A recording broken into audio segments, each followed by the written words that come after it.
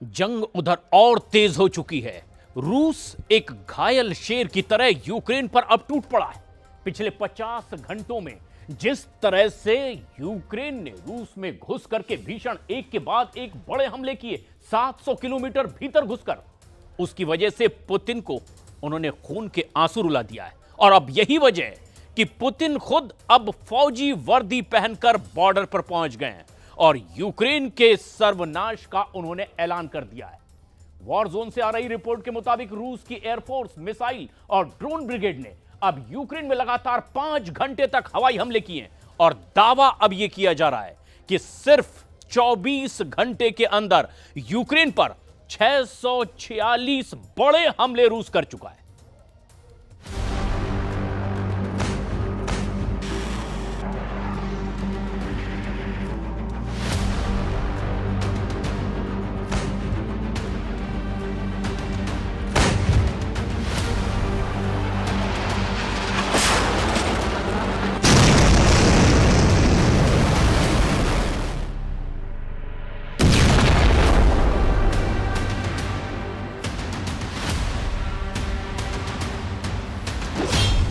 Ukraine का सर्वनाश शुरू, बॉर्डर पर पुतिन का खूनी आदेश।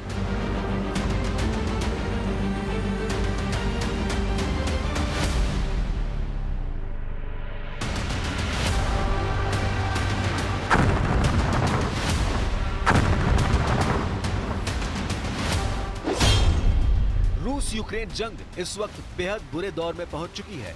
30 दिन के युद्ध विराम की धज्जियां उड़ाने में राष्ट्रपति जेलेंस्की और पुतिन दोनों लगे हुए हैं। हालात ये हो गए हैं कि अब राष्ट्रपति ट्रंप और उनकी टीम भी ना तो राष्ट्रपति जेलेंस्की को काबू कर पा रही है और ना ही रूस को हमला करने से रोक पा रही है। यूक्रेन पर रूस के ताजा हमलों से साफ पता चल रहा है कि रूस यूक्रेन का सर्वनाश करने पर तुला है। हालात ये हो गए हैं कि महज 24 घंटे के अंदर पूरे यूक्रेन में रूस ने 646 से ज्यादा बड़े हमले कर दिए हैं। एक तरफ राष्ट्रपति जेलेंस्की डोनेस्क इलाके को बचाने के लिए डोनेस्क में मौजूद कमांडरों का हौसला बढ़ा रहे हैं, तो वहीं दूसरी तरफ रूस के ही कुर्स्क इलाके में राष्ट्रपति पुतिन अपने टॉप कमांडर्स और ऑपरेशन के चीफ के साथ हमले बेहद तेज करने में जुटे हैं। हम आपको दिखाने जा रहे हैं कि कैसे राष्ट्रपति पुतिन अब यूक्रेन के 50% इलाके पर कब्जा करने जा रहे हैं। साथ ही हम आपको दिखाएंगे फ्रांस, ब्रिटेन, जर्मनी और पोलैंड, यूरोपियन यूनियन के 27 देश यूक्रेन की तरफ से जंग करने के लिए इतने आगे बढ़ चुके हैं। हम आपको ये भी दिखाएंगे कि क्यों राष्ट्रपति जेलेंस्की चाहते हैं कि रूस के साथ युद्ध विराम नहीं, बल्कि रूस को युद्ध के दम पर हराकर उससे बातचीत की जाए। हम शुरुआत कर रहे हैं रूस के उन हमलों से जिसने पूरे यूक्रेन में हाहाकार मचा दिया है।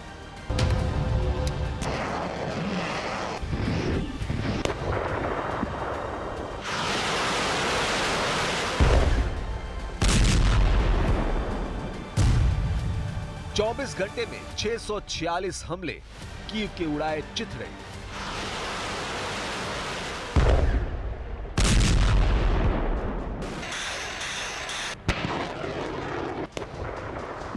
आखिर ऐसी क्या वजह है कि राष्ट्रपति पुतिन से 90 मिनट तक फोन पर बात करने के बाद पुतिन ने अचानक यूक्रेन पर हमले तेज कर दिए, जबकि दावा किया जा रहा था कि पुतिन और ट्रंप शर्तों के साथ 30 दिन के युद्ध विराम को लेकर लगभग राजी हो चुके थे।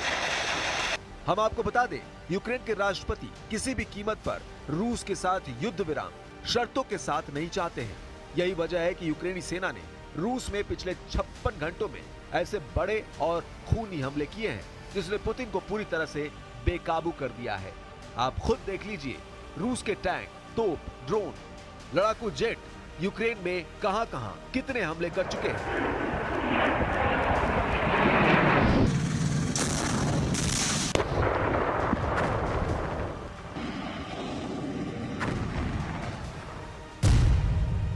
पांच घंटे तक लगातार हवाई हमले, यूक्रेन का सर्वनाश तय।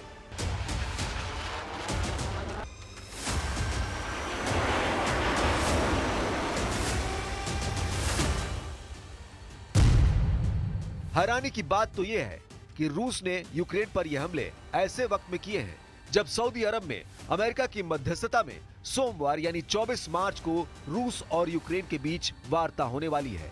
आप रूस के गुस्से का अंदाजा इसी से लगा सकते हैं कि रूसी सेना की मिसाइलों और ड्रोन ब्रिगेड ने यूक्रेन के कई इलाकों के चिथड़े उड़ाकर रख दिए हैं, जबकि रूस के लड़ाकू विमानों ने यूक्रेनी सैन्य ठिकानों और मोर्चों पर बेतहाशा बम और मिसाइलें दागी हैं। महज 24 घंटे में यूक्रेन के अंदर रूस ने 646 हमले किए हैं। अकेले कीव पर ही 10 सेकंड में 4 बड़े आत्मघाती ड्रोन अटैक हुए हैं। रूसी दावों के मुताबिक उनके हमले में यूक्रेन की ऊर्जा सुविधाओं और नागरिक बुनियादी ढांचे को भारी नुकसान हुआ है। यूक्रेनी सेना ने भी माना है कि रूस के हमले में 50% तक की बढ़ोतरी देखी गई है। यूक्रेनी सेना का दावा है कि रूस ने लगातार 5 घंटे तक हवाई हमले किए हैं। लगातार 5 घंटे तक के हवाई हमलों में सबसे ज्यादा नुकसान यूक्रेन की राजधानी कीव, बंदरगाह शहर ओदेसा को हुआ है, जबकि पिछले 7 दिनों से रूस ने यूक्रेन के ज़पोरिजिया और खेरसोन पर तेजी से कब्जा करने के लिए पूरी ताकत झोंक दी है। कीव पर रूस के हवाई हमलों से भारी नुकसान हुआ है। रूस के ड्रोन अटैक में 3 लोगों की मौत हुई है, जबकि एक 5 साल का बच्चा भी हमले में मारा गया है। साथ ही 20 और 25 मंजिल की 2 इमारतें रूसी हमले में पूरी तरह से तबाह हो चुकी हैं। कीव के मेयर विटाली क्लिट्स्को का दावा है कि हमले के कारण ऊंची अपार्टमेंट और इमारतों में आग लग गई है। यूक्रेन के क्षेत्रीय गवर्नर वादिम फिलाशकिन का कहना है कि रूसी गोलाबारी में पूर्वी यूक्रेनी शहर पोक्रोवस्क में 3 लोगों की मौत हो गई, जबकि यूक्रेन क्रामाटोर्स्क और रूस के दक्षिणी क्षेत्र रोस्तोव में भयंकर ड्रोन हमले हुए हैं। Уважаемый Игорь Викторович, уважаемые товарищи, вы знаете, мы все хорошо знаем, что наши войска недавно провели ряд стремительных, достаточно дерзких, эффективных операций и завершают разгром группировки войск противника в Курской области. Повторю в этой связи, согласно законам Российской Федерации, все военнослужащие украинской армии, а тем более иностранные наемники, которые находились на нашей территории и совершили целый ряд преступлений против гражданского населения, должны квалифицироваться и квалифицируются нашим законом как террористы.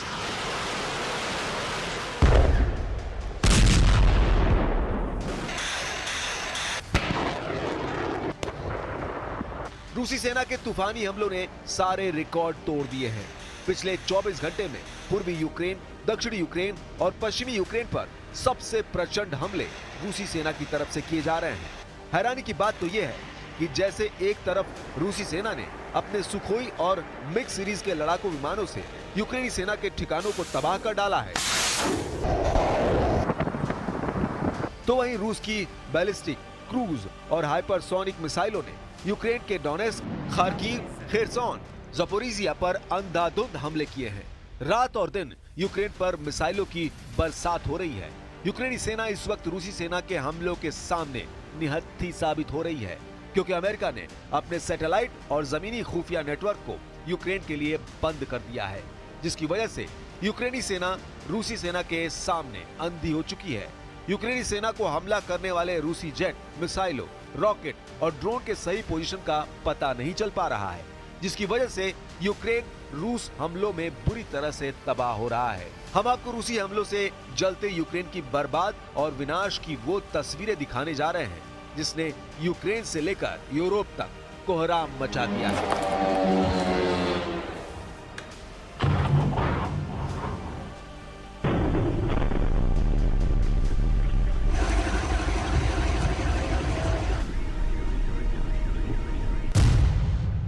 जरा इन 2 तस्वीरों को गौर से देख लीजिए। एक तरफ राष्ट्रपति पुतिन है तो दूसरी तरफ राष्ट्रपति जेलेंस्की। दोनों के ही तेवरों और बागी लैंग्वेज को देखकर साफ लग रहा है कि जंग को तेज करने के लिए कोई कसर नहीं छोड़ रहे हैं। यूक्रेन के डोनेस्क में राष्ट्रपति जेलेंस्की ने 22 मार्च को अपने टॉप कमांडरों के साथ मोर्चे का जायजा लिया है और फिर कमांडरों के साथ मीटिंग। ठीक इसी तरह से राष्ट्रपति पुतिन ने 12 मार्च को ही रूस के कुर्स्क क्षेत्र का दौरा किया। फौजी वर्दी पहने पुतिन के तेवरों को देखकर साफ लग रहा है कि वो यूक्रेन पर जरा भी रहम करने वाले नहीं हैं। हम आपको बता दें, राष्ट्रपति जेलेंस्की ने डोनेस्क के रणनीतिक पूर्वी शहर पोक्रोवस्क के पास का दौरा नहीं किया है। पोक्रोवस्क में मौजूद यूक्रेनी सशस्त्र बलों की 59 सेपरेट असॉल्ट ब्रिगेड के फील्ड मुख्यालय का दौरा किया और वहां की ड्रोन इकाइयों के कमांडरों को साफ आदेश दिए हैं कि हर हाल में रूस पर हमले तेज करो।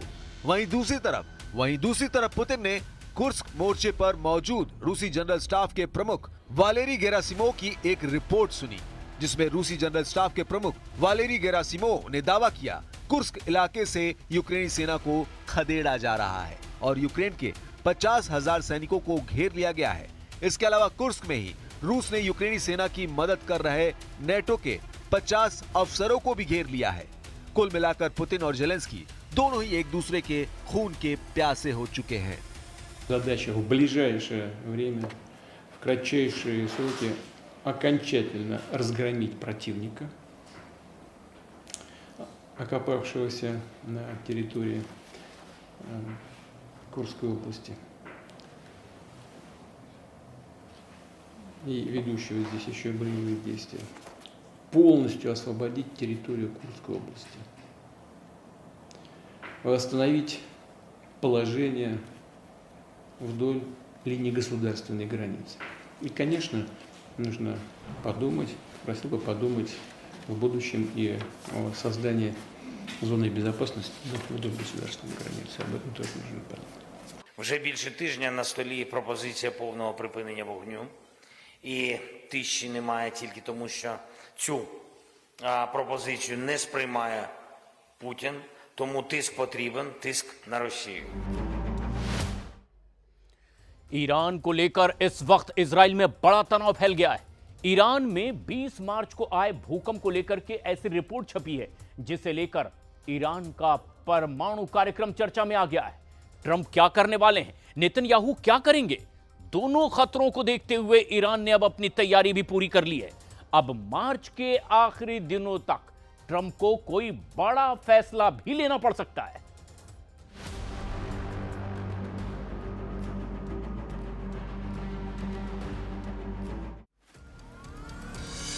20 मार्च ईरान की राजधानी तेहरान। दोपहर का वक्त है, करीब 1 बज रहे हैं।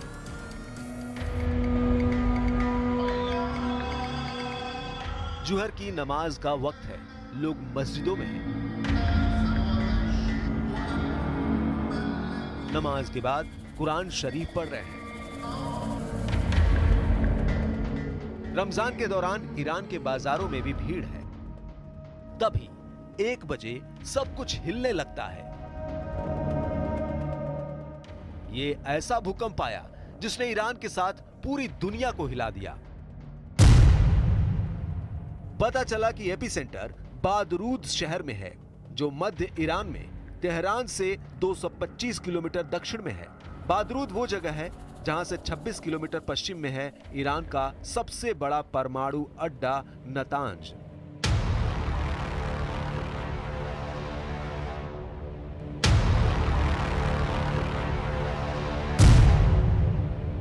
दुनिया भर में रिपोर्ट छपने लगी कि ईरान में उस जगह भूकंप आया है जहां उसका परमाणु सेंटर है। तरह तरह के कयास लगाए जाने लगे। भूकंप को न्यूक्लियर टेस्ट के तौर पर देखा गया। सवाल उठने लगे। नतांज ईरान का वो परमाणु अड्डा है जो अमेरिका और इजराइल का टारगेट नंबर 1 कहा जाता है। 20 मार्च को ईरान में भूकंप के 2 झटके आए। पहला झटका 5 तीव्रता वाला भूकंप था और दूसरा 4.5 तीव्रता का रहा। यानी बैक टू बैक झटकों से ईरान तो हिल ही गया। ईरान की सेना अब तक अपनी फायर पावर दिखाती रही है, लेकिन अब भूकंप वाली खबर ने ईरान को लेकर नए और बहुत ही धमाकेदार कयास की शुरुआत कर दी है। लेकिन परमाणु परीक्षण का शक इसलिए गहराया क्योंकि इसका एपिसेंटर नतांज परमाणु अड्डे के करीब था। इस परमाणु अड्डे के आसपास न्यूक्लियर टेस्ट होता है, तो इसमें शक नहीं कि भूकंप के झटके तेहरान तक महसूस किए जाएंगे। ईरान में अक्सर भूकंप आते रहते हैं।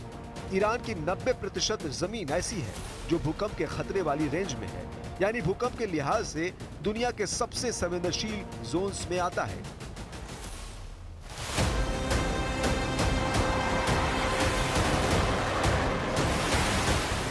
इस वक्त पश्चिम एशिया में अमेरिकी सेना की गतिविधियां बता रही हैं कि डोनाल्ड ट्रंप और बेंजामिन नेतन्याहू दोनों इस वक्त ईरान को लेकर बहुत आक्रामक हैं। दोनों ही चाहते हैं कि ईरान का परमाणु कार्यक्रम खत्म कर दिया जाए।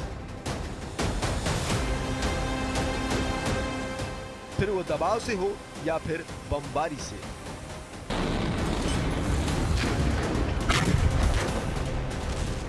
ईरान अगर परमाणु बम बनाने में कामयाब हुआ तो अमेरिका और इजराइल के लिए बड़ा खतरा पैदा हो जाएगा। इसकी पूरी गारंटी है। इजराइल भी एक अघोषित परमाणु पावर है, वो इसका दावा नहीं करता, लेकिन कई अंतर्राष्ट्रीय संस्थाओं की रिपोर्ट है कि इजराइल के पास 100 एटम बम है। लेकिन अब ईरान ने परमाणु बम बनाया तो तेल अवीव और तेहरान की टक्कर पूरी दुनिया के लिए खतरा बन सकती है। ईरान पहले 13 अप्रैल 2024 को और फिर 1 अक्टूबर 2024 को दिखा चुका है कि उसके पास ऐसी मिसाइल है जो लॉन्च होने के बाद 400 सेकंड के अंदर इजराइल पर जाकर तबाही मचा सकती है। ऐसे में ईरान का एटम बम या कहें कि उसके तमाम परमाणु ठिकाने फौरन तबाह कर दिए जाएं, यही इजराइल का फोकस होगा। अभी ईरान ने 6 स्पॉट पर न्यूक्लियर रिएक्टर लगाए हुए हैं, लेकिन इनमें से 2 अहम साइट हैं। पहली जगह है नतांज और दूसरी जगह है फोर्डो। यहाँ है अंडरग्राउंड न्यूक्लियर साइट, जहाँ ईरान सबसे ज्यादा गुणवत्ता का यूरेनियम संवर्धन करता है। इजराइल चाहेगा कि वो पहली फुर्सत में ईरान के इन परमाणु अड्डों को पहली स्ट्राइक में तबाह कर दे। ये वो जगह है जहाँ बेहतर क्वालिटी यानी बम बनाने के लिए बेहतर यूरेनियम तैयार किया जाता है। So we need to engage as soon as possible because time is passing. You have seen my reports on the activities in Iran. The amount of enriched uranium at 60% is growing very, very fast. All of the activities are being carried out.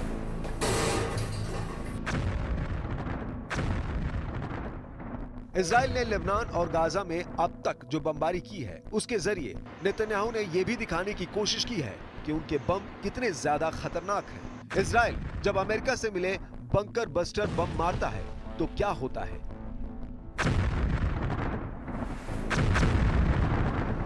ये बम कितनी बड़ी तबाही मचाते हैं। Gaza से लेकर Beirut और Syria में भी ऐसे धमाकों ने बताया कि इजराइल को मिले बंकर बस्टर बम कितने ताकतवर हैं। एक छोटा बंकर बस्टर बम क्या कर सकता है, इसका सबूत देख लीजिए।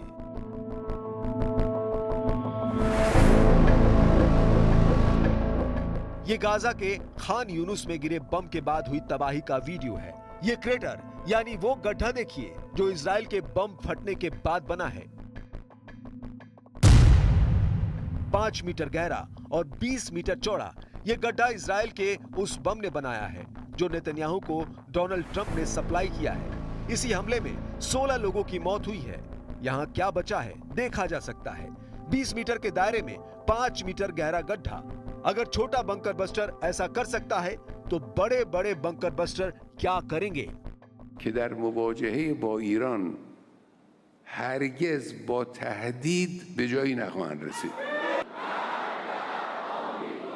تهدید میکنن بدانن ما هیچ وقت شروع کننده برخورد به درگیری با این و اون نبودیم، اما اگر چنانچه کسی خباثت کنه و شروع کنه بدانه که سیلی‌های سخت. वैसे बेंजामिन नेतन्याहू और डोनाल्ड ट्रंप की इस वक्त की सबसे बड़ी टेंशन गाजा नहीं, हमास नहीं, हिजबुल्लाह नहीं, तुर्की नहीं, जुलानी नहीं, बल्कि ईरान है।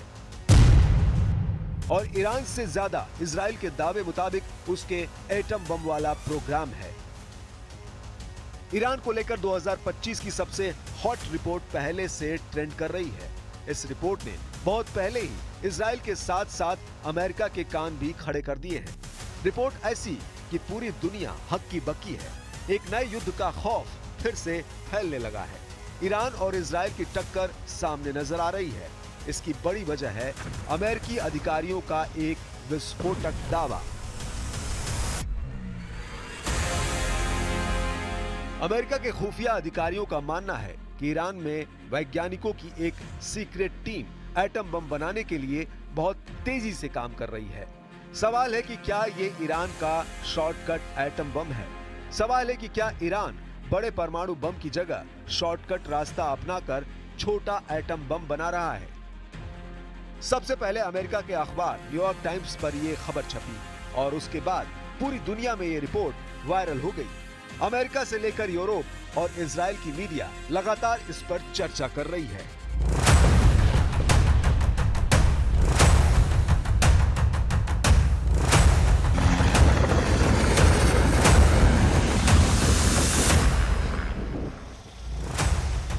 ईरान भी इस वक्त बहुत आक्रामक है और उसने जनवरी में 4 युद्धाभ्यास करके इस बात का सिग्नल दे दिया है कि अब उस पर हमला हुआ तो पूरा पश्चिम एशिया जलेगा।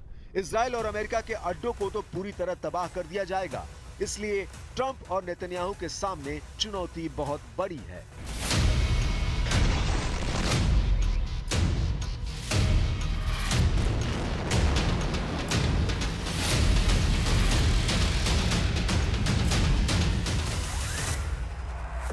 एक शॉर्टकट एटम बम ईरान का बहुत बड़ा एजेंडा बन सकता है, क्योंकि इसी शॉर्टकट एटम बम को देखकर ईरान के दो बड़े दुश्मन इजराइल और अमेरिका उस पर हमला करने से कतराएंगे।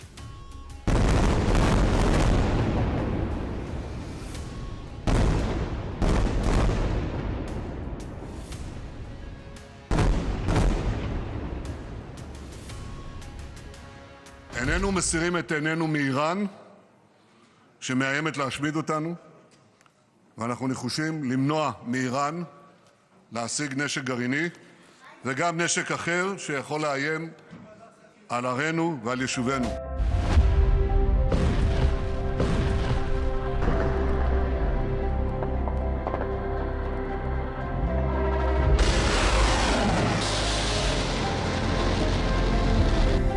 नेतन्याहू बहुत गुस्से में है, लेकिन ईरान में रमजान चल रहा है। तेहरान के करीब एक शहर में यहाँ लोगों के बीच अमेरिका और इजराइल की स्ट्राइक नहीं बल्कि रोजा और इफ्तार का माहौल बना हुआ है। मस्जिदों और इमाम बारगाहों में ऐसे ही एक साथ इफ्तार किया जाता है। यहाँ अमेरिका या फिर इजराइल की नहीं बल्कि रमजान की बात चल रही है। ما روزانه 1500 تا پک افطاری و شام رو داریم. بحث کمک به نیازمندان هست، انفاق و بتونیم ترویج بدیم که انشالله سفرمون همیشه پهن باشه، بتونیم به نیازمندان، بتونیم هر شب در سالی که ماه رمضان در یک ماه رمضان بتونیم به نیازمندان افطاری بدیم.